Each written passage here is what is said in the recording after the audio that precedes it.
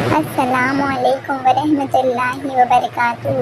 صبر اور آزمائش کا ایک واقعہ جو بچے، بوڑھے، عورتیں، تجارت دار سب کے لیے عبرت ہے۔ اس واقعے میں یہ واقعہ بہت بڑا ہے۔ صحابہ کرام نے رسول صلی اللہ علیہ وسلم سے پوچھا کہ احد کا واقعہ کیا ہے؟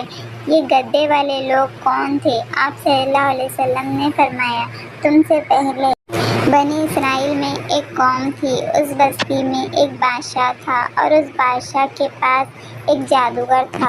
وہ جادوگر جیسے جیسے ضعیف ہونے لگا ویسے اس نے بادشاہ سے کہا، اے بادشاہ، میں اب بوڑھا ہو چکا ہوں اور اب میں کبھی بھی مر سکتا ہوں، لہٰذا اپنی بستی سے ایک نوجوان بچہ مقرر کرو جس سے میں اپنا جادو وراثت میں اسے سکھا دوں تاکہ میرے بعد وہ آپ کی مدد کرتا رہے۔ بادشاہ نے اپنی قوم سے ایک بچہ چن لیا۔ اب وہ بچہ جب جادو کا علم سیکھنے اپنی بستی سے محل کی طرف جاتا تب اسے راستے میں ایک دیندار راہب سے ملاقات ہوئی جو کہ بادشاہ کے ظلم کی وجہ سے بستی میں نہیں رہتا تھا، کیونکہ وہ بادشاہ خود کو رب کہلاتا تھا۔ وہ راہب اس بچے کو دین کی باتیں بتاتا، خاموشی میں وہ بچہ وہ باتیں سیکھ کر محل جاتا، جادوگر سے جادو کا علم سیکھتا اور واپس گھر آ جاتا۔ یوں ہی ہر روز ہوتا رہا۔ اب بچہ جو اس راہب کے پاس بیٹھ کر علم سیکھنے لگا تو اسے دیر ہونے لگی، اور جب وہ دیر سے محل پہنچتا تو اسے جادوگر سزا دیتا اور پوچھتا کہ تو دیر سے کیوں آیا؟ اس نے یہ بات راہب سے کہی، اے راہب، جب میں تمہارے پاس بیٹھتا ہوں تو جادوگر کے پاس پہنچنے میں دیر ہوتی ہے، اس لیے جادوگر مارتا ہے، اور جب گھر دیر سے جاتا ہوں تو گھر والے مارتے ہیں، میں کیا کروں؟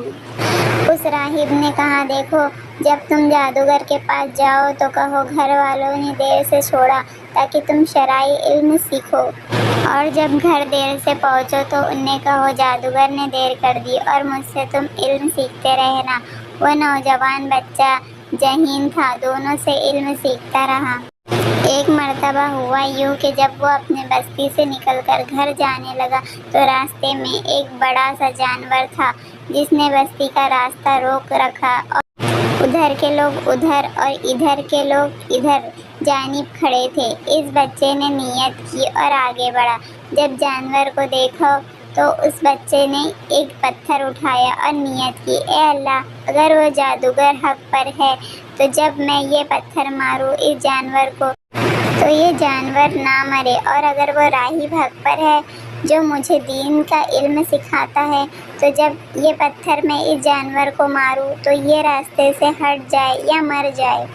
اس نیت سے اس نے پتھر مارا اور وہ جانور مر گیا اور راستے سے ہٹا دیا گیا۔ بچے کا چرچا چاروں طرف ہو گیا۔ جب یہ بات بچوں نے اس راہب کو سنائی تو راہب نے کہا، اب تم کامل ہو چکے ہو، ایمان کے اعتبار سے تم نے مجھ سے دین کا علم سیکھ لیا، اب تمہارے پاس علم آ گیا ہے۔ اب ایک بات ضرور یاد رکھنا، کیونکہ وہ دیندار تھا، اسے علم تھا۔ اس راہب نے کہا، میرا نام کسی کو مت بتانا کہ میں نے تمہیں یہ علم سکھایا ہے، کیونکہ اسے پتا تھا کہ اب مصیبت اور آزمائش شروع ہو چکی ہے۔ اب ہوا یوں کہ اللہ رب العزت نے اس کی دعاؤں میں تاثیر دے دی۔ کوئی شخص اس کے پاس آتا تو بچہ کہتا، اللہ پر ایمان لاؤ، اور پھر اس کے حق میں دعا کرتا۔ اللہ اس کی دعا کو قبول فرماتا اور وہ بیماروں کو شفا دینے لگا۔ اللہ کے حکم سے جو بھی آتا اسے کہتا، ایمان لاؤ اللہ پر، اور وہ دعا کرتا اور وہ لوگ شفا یاب ہوتے۔ ایک مرتبہ یوں ہوا کہ ایک وزیر تھا، اس بادشاہ کے محل میں تھا۔ وہ نابینا تھا۔ جاؤ اس بچے کے پاس، وہ بہت ماہر ہو چکا ہے۔ لوگوں کو لگا اس نے جادوگر سے یہ علم سیکھا۔ وہ جس کے لیے دعا کرتا ہے اس کی دعا قبول ہوتی ہے۔ تم نابینا ہو، اس سے جا کر نظر مانگو۔ بہت سارے تحفے کے ساتھ اس بچے کے پاس پہنچ گیا اور اس بچے سے بینائی کی فریاد کرنے لگا۔ اس بچے نے کہا، بینائی میں نہیں دیتا، وہ تو اللہ دیتا ہے۔ شفا وزیر نے کہا، یہ اللہ کون ہے؟ بچے نے کہا، اللہ میرا اور تمہارا رب ہے، لہٰذا تم اس پر پہلے ایمان لاؤ، پھر میں دعا کروں گا۔ وہ شخص وزیر ایمان لایا، بچے نے اس کے حق میں دعا کی، وزیر کو آنکھ آ گئی۔ اب وزیر کی آنکھوں کی بینائی کا واقعہ جب بادشاہ کو معلوم ہوا تو اس نے اس نوجوان بچے کو حراست میں لے لیا اور اس بچے سے پوچھا، تم مجھ سے بھی ہٹ کر کسی اور کو رب مانتے ہو؟ ہاں، وہ اللہ جو میرا بھی رب ہے اور تمہارا بھی۔ بادشاہ نے کہا کہ یہ نہیں ہو سکتا، کس نے تمہیں یہ علم سکھایا؟ اس پر ظلم کیے گئے، اسے مارا پیٹا گیا اور پھر مجبوراً اس نوجوان بچے نے اپنا منہ کھول دیا، اس راہب کے بارے میں بتا دیا۔ بادشاہ نے راہب کو گرفتار کر کے اپنے محل میں حاضر کیا۔ اب محل میں وزیر بھی کھڑا ہے، راہب بھی اور بچہ بھی۔ بادشاہ نے کہا، کیا تم مجھ پر ایمان لاتے اور اللہ سے ایمان چھوڑتے ہو؟ ان تینوں نے کہا کہ نہیں، ہم تو صرف اللہ پر ہی ایمان لاتے ہیں۔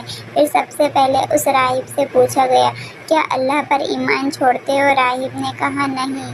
ایک آرا منگوایا گیا، اس راہب کے سر پر رکھا گیا اور دوبارہ پوچھا گیا، کیا اللہ پر ایمان چھوڑتے ہو، مجھے رب مانتے ہو؟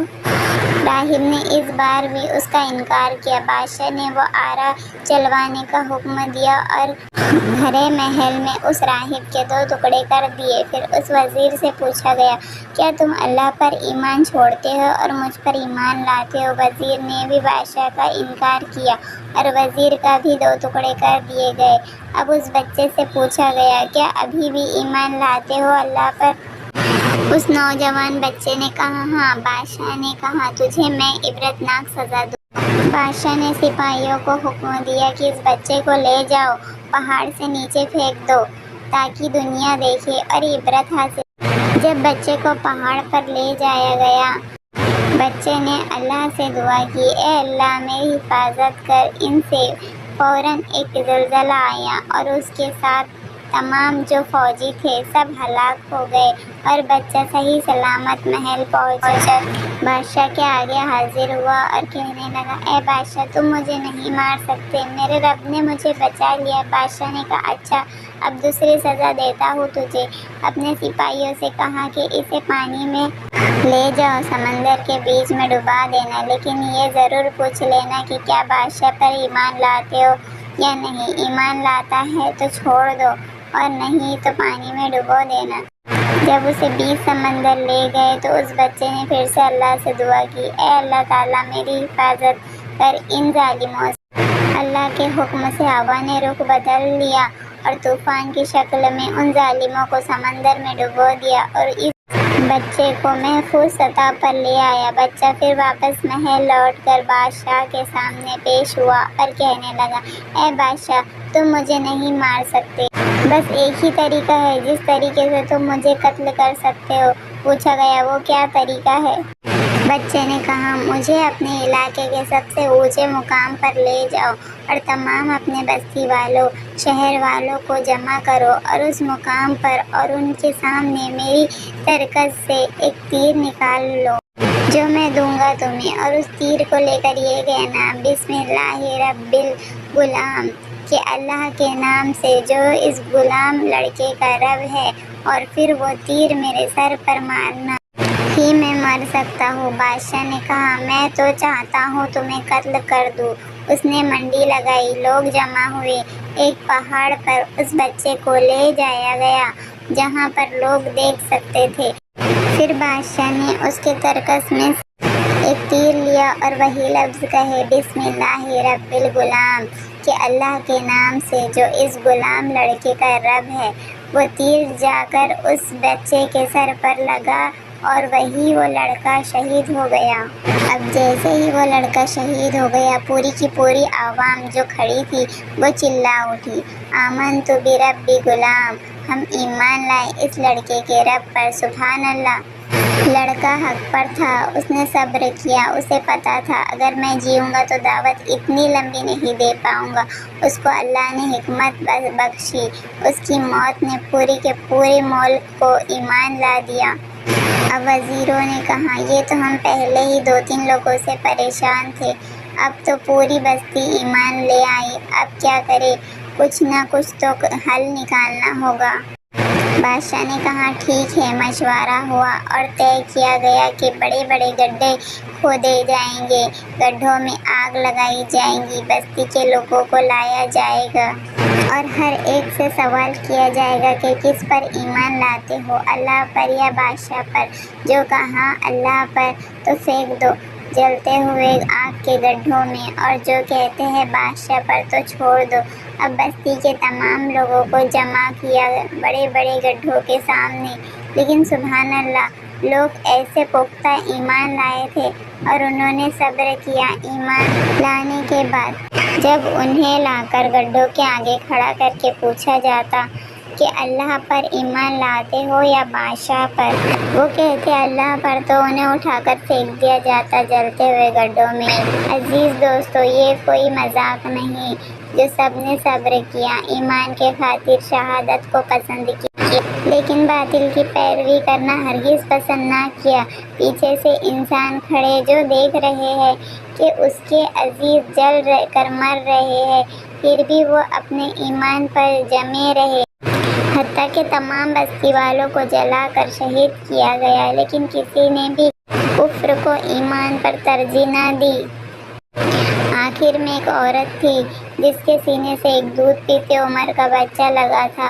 اس نے یہ سوچا کہ میں اپنے بچے کے لیے جھوٹ بول دیتی ہوں، اب تو کوئی دیکھنے والا بھی نہیں میری طرف، سبھی تو شہید ہو چکے ہیں جو ایمان لائے تھے، میں جھوٹ بول کر اس معصوم کی زندگی بچا سکوں۔ جب یہ نیت اس عورت نے کی تو اللہ رب العزت نے اس بچے کو زبان دی اور اس بچے نے کہا کہ اے میری ماں، تو حق پر ہے، تو بھی کود جا اس آگ میں۔ لہٰذا وہ عورت فوراً ہی اس بچے کو لے کر اس آگ میں کود گئی۔ آپ صلی اللہ علیہ وسلم فرماتے ہیں ایسے 4 بچے ہوئے جنہوں نے ایسی عمر میں بات کی جس عمر میں بچے بات نہیں کرتے۔ عیسیٰ علیہ السلام، یوسف علیہ السلام کے واقعے کے اندر جس نے زلیخا کے خلاف گواہی دی تھی وہ بچہ، اور نمبر 3 زریس کے واقعے میں ایک بچے نے گواہی دی تھی وہ بچہ، اور نمبر 4 اصحاب احد کا ننھا بچہ جس نے اپنی ماں کو حق پر ہونے کی گواہی دے کر اسے آگ میں کودنے کو کہا۔ اب غور کرتے ہیں اس واقعے میں صبر کی کیا نصیحت تھی۔ سب سے پہلے اس راہب کا صبر، اسے پتا تھا کہ اگر میں حق کی دعوت دوں گا تو مجھ پر مصیبت آنے والی ہے، پھر بھی اس نے اپنے ایمان کو چھپایا نہیں اور بچے کو حکمتان تعلیم دی اور ایمان بتایا۔ دوسرا، اس وزیر کا ایمان دیکھیے اور اس کا صبر دیکھیے کہ اس نے اپنے وزیر کے عہدے کو پیروں تلے کچل دیا، لیکن اپنے ایمان سے پیچھے نہ ہٹا، چاہے مار دو یا قتل کر دو، اور وہ بھی قتل کر دیا۔ اس نوجوان بچے کا صبر دیکھیے کہ اللہ نے اسے حکمت دی تھی، ایک اس نے اپنی جان دے دی دین حق کی دعوت کے لیے اور خود کو راہ حق پر قربان کر دیا، اور نمبر 4 اس پورے بستی والوں کی قربانی دیکھیے، بڑا چھوٹا، عورت مرد، اور ہر شخص نے ایمان کے خاطر قربان ہونا پسند کیا لیکن اپنے ایمان کو نہ چھوڑا۔ اور نمبر 5 آخر میں اس عورت اور اس معصوم بچے کی قربانی دیکھیے کہ اس ننھے بچے نے بھی ایمان کے لیے مرنا پسند کیا لیکن کفر کی زندگی پسند نہیں کی۔ تو اس واقعے میں ہر فرد کے لیے عظیم سے عظیم نصیحت ہے، ہر پوزیشن کے لیے عبرتناک سبق تھا، لہٰذا یاد رہے مصیبتوں پر صبر کرنا اور اللہ کا شکر ادا کرتے ہوئے عافیت کی دعا کرنا سچے مومن کی صفت ہے۔ اللہ تعالی ہمیں کہنے سننے سے زیادہ عمل کی توفیق دے، آمین۔